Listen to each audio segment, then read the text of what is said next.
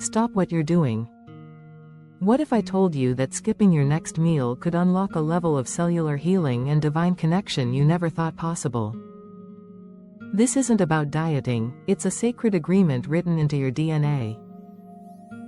For years, I thought fasting was about what you had to give up. But what if the whole point of fasting is about what you were designed to receive? What if there's a silent, ancient covenant hidden in this practice, a sacred agreement proving that fasting isn't about deprivation, but about unlocking a divine key to your body's own deep, cellular renewal? Stay with me, because today we're uncovering that sacred covenant, and it will change everything you thought you knew about hunger, healing, and God. This isn't just another health trend.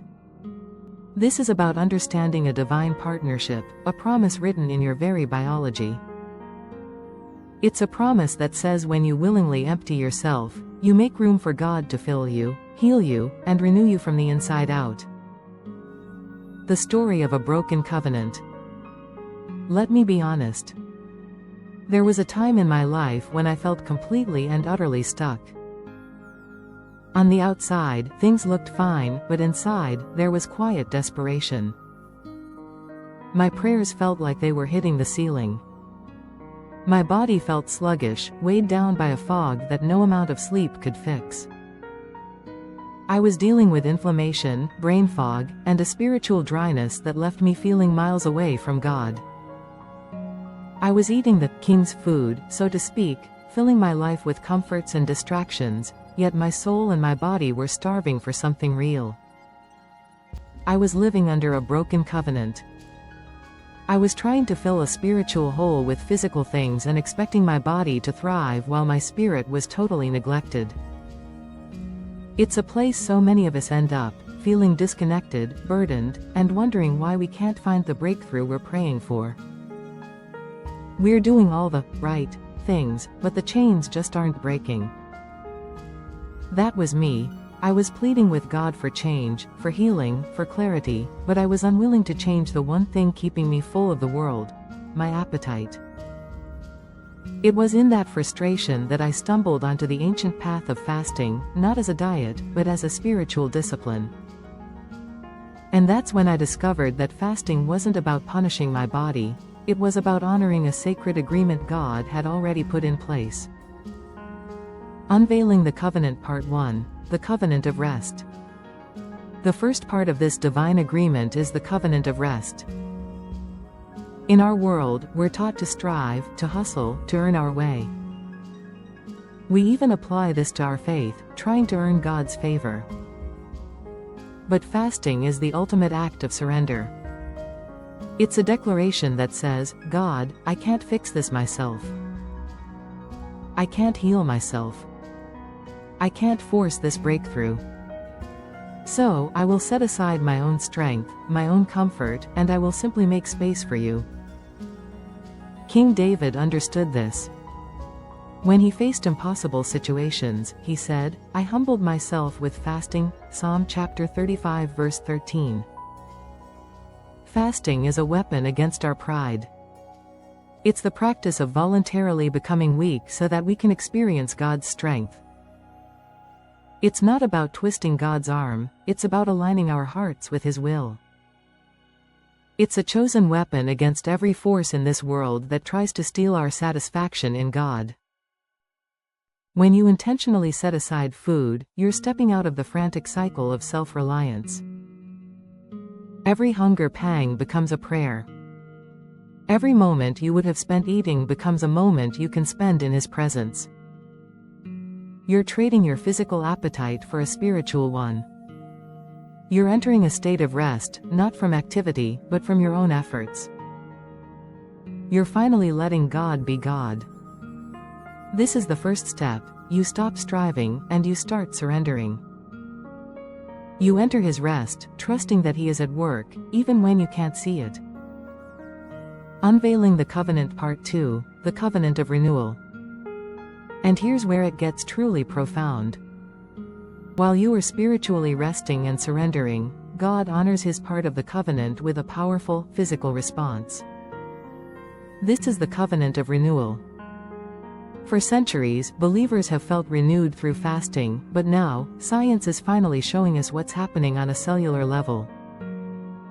In 2016, a Japanese cell biologist named Yoshinori Osumi won the Nobel Prize for his discoveries of a process called autophagy. The word autophagy literally means self-eating. It's your body's God-given, built-in system for cellular cleanup and renewal. Think of your cells as tiny workshops. Over time, they collect junk, damaged proteins and old parts that contribute to aging and disease. When you fast, your body is no longer busy digesting food, so it switches from processing mode to repair mode. It activates autophagy. Your cells begin to hunt down and eat this old, damaged material, recycling it for energy or to build new, healthy components. It is, quite literally, your body healing itself from the inside out. This cellular cleansing process is triggered by fasting for as little as 12 to 24 hours. This isn't a coincidence, it's confirmation. It's the physical manifestation of a spiritual promise. While you are fasting to purify your heart and draw near to God, He designed your body, your temple, to physically purify itself at the very same time. The ancient Christian hermits known as the Desert Fathers were famous for their fasting and also for their long, healthy lives, and modern science helps us understand what might have been at play. This is the covenant in action. You surrender your plate, and God activates a renewal process that can help slow aging, reduce inflammation, and clear out the junk that makes you feel sick and sluggish. If this connection between spiritual and scientific is resonating with you, do me a favor and press the like button right now. It lets me know we're on the right track together and helps this message reach more people who need to hear it. Unveiling the Covenant Part 3, the Covenant of Revelation. When your spirit is at rest in God and your body is in a state of renewal, you're positioned for the third part of this sacred agreement, the Covenant of Revelation. Throughout Scripture, fasting is a key that unlocks divine clarity. When the prophet Daniel needed wisdom, he went on a partial fast. And what happened? An angel appeared with a heavenly revelation, telling him that from the first day he set his mind to gain understanding and to humble himself, his words were heard. When the early church needed to make a world-changing decision about sending out Paul and Barnabas, what did they do? They fasted and prayed, and the Holy Spirit spoke. When you intentionally quiet the noise of the world, you can finally hear the whisper of God. The mental fog starts to lift, not just because your body is cleansing itself, but because your spirit is no longer weighed down by worldly concerns. Fasting disconnects us from the earth so we can be more connected to heaven. It's in this space of clarity that you start to see the addictions, mindsets, and strongholds that have been holding you captive. You get direction for your life. You gain a new perspective on problems that seem impossible. You move from being stuck to walking in your purpose. This is the ultimate gift of the covenant. First, you rest in His power. Then, your body begins to renew itself. And finally, you receive the revelation you've been praying for. How to enter the covenant. So how do you enter this covenant? It's much simpler than you might think. Jesus taught us not if we fast, but when we fast, which implies it should be a normal part of our spiritual lives. The key is to start small and be intentional. You don't have to jump into a 40-day fast. 1. Start with a simple fast. Try skipping one meal and dedicating that time to prayer. Maybe a 24-hour fast, going from dinner one day to dinner the next. 2. Try a partial fast. You could also try the Daniel fast, which is based on the prophet's diet of vegetables, fruits, and water while avoiding rich foods. This is a great way to practice the discipline for a longer period, like 21 days, while still nourishing your body. 3. Replace eating with prayer.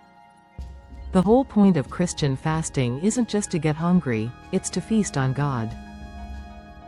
When you feel a hunger pang, let that be your reminder to pray. Use the time you would have spent eating to read scripture, worship, and just listen. 4. Define your purpose. Every fast should have a specific spiritual purpose. Are you seeking guidance, freedom from a habit, or healing for a loved one? Before you start, ask God what He wants to do in you during this time. And please, be wise and talk to your doctor before beginning any fast, especially if you have a health condition. Remember, this is an act of worship, not harm. This silent covenant of fasting has been waiting for you all along. It's a divine invitation to step out of a life of clutter, both spiritual and physical, and into a state of rest, renewal, and revelation. It's the profound truth that intentional hunger isn't about what you lose, but about the wholeness you were made to gain. Fasting doesn't change God, it changes you. It aligns you with His purpose and activates the incredible healing He has already placed within you. Your breakthrough isn't found in striving harder, but in surrendering deeper. It's found in the quiet, powerful act of pushing your plate away to say, God, more than this food, I want you. If this message has stirred something in you, let me know in the comments what you're seeking through fasting. I read every one. And if you're ready to learn more about the practical steps and different types of biblical fasts you can start today, I have a video that breaks down 3 powerful biblical fasts for beginners. Click the link on the screen or in the description to watch it next. Don't forget to subscribe and turn on notifications, because we're on this journey of deeper faith and transformation together. Take that first step. Don't overthink it. Just begin. And watch as God faithfully honors His side of the covenant.